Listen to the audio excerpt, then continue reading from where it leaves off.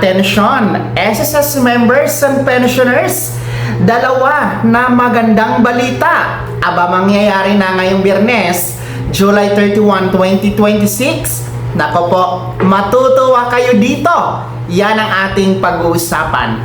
Hello mga ka-vlogs! Welcome sa aking YouTube channel at welcome sa ating official Facebook page. Saan ka man nanonood, kumusta? Well, eto no, alam nyo ba mga miyembro at pensyonado ng SSS? Paparating na ang July 31, end of the month na. Ngayong Biyernes na yan. At alam nyo ba, merong dalawa na good news. Dalawa na magandang balita para po sa inyo na dapat abangan at dapat malaman nyo. Isa-isahin natin. Una, ngayong Biyernes, July 31, 2026, huling araw yan.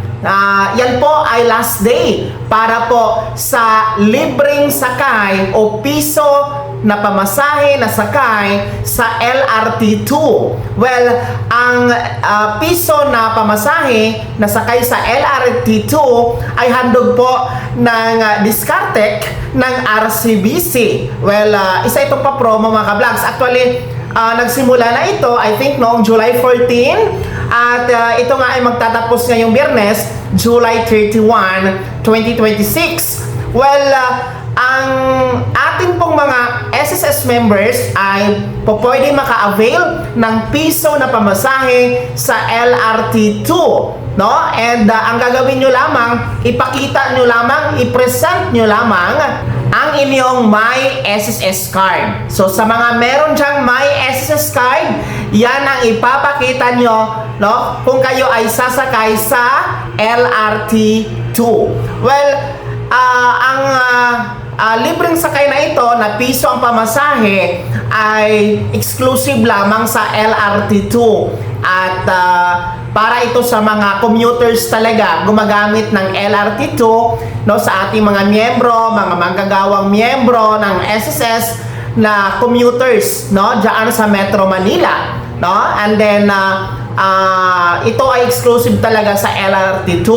Ibig sabihin, hindi po kasama yung mga commuters at sumasakay sa LRT1. Okay? Only LRT2. So ulitin ko, ngayong araw hanggang Biyernes, no? Actually, noon pa itong July 14 nagsimula hanggang ngayong Biyernes, July 31, piso na pamasahe sa sakay sa LRT2 handog ng Discartec ng RCBC sa lahat ng mga miyembro ng SSS, maging mga pensyonado. Well, ipakita nyo lamang ang inyong My SSS card.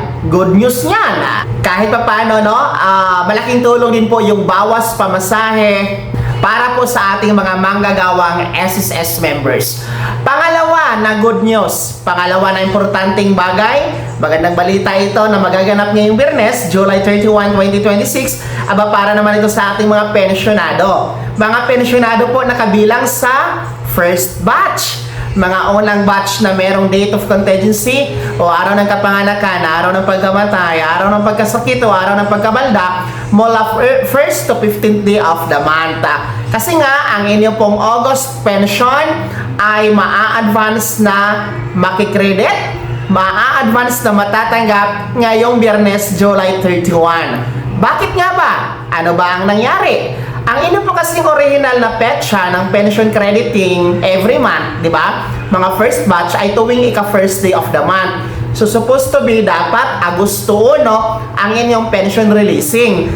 Kaso lang, tingnan nyo po sa inyong kalendaryo, ang August 1, natapat yan sa araw ng Sabado. At ayon sa isang circular ni SSS, na kapag natapat o matapat sa weekend, Sabado, Linggo, o di ka naman holiday, ang isang original pension crediting ni SSS, ang mangyayari dyan, i-aatras sa pinaka-last working day. Kaya instead of August 1, atras tayo sa July 31, ngayon na yung Biyernes, mga first batch. So, advance ng isang araw, mas maaga na matatanggap, mas maaga kaysa inaasahan. Kahit pa paano, maaga nyo pong magagamit at makukuha ang inyong August pension, mga first batch. Kaya, check your ATM card ngayong Biyernes. Abangan nyo po sa inyong ATM card dahil crediting po yan ang inyong pension for August, first batch pensioners. Paalala, ang may pagbabago ay ang schedule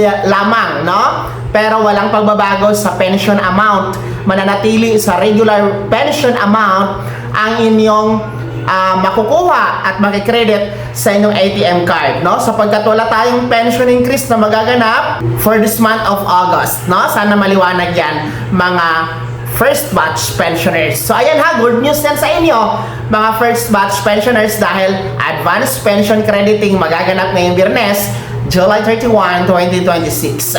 At yan po ang dalawa na good news, dalawa na magandang balita na magaganap at mangyayari ngayong Biyernes, July 31, 2026 sa pagtatapos ng buwan na ito, no? Kaya naman, mga SSS members and pensioners, una, sino sa inyo dito yung mga naka-avail at na-enjoy ang ₱1 na pamasahe sa LRT2, no? At sino sa inyo dito yung ngayon yung lang nalaman na merong ₱1 na pamasahe sa LRT2? Pangatlo, sino sa inyo dito yung makabilang sa first batch? Natutuwa ba kayo?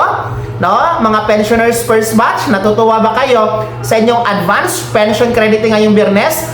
Ibahagi niyo po sa comment section na nasa baba. Maraming salamat sa pagtutok. God bless. Mag-ingat mga kablangs.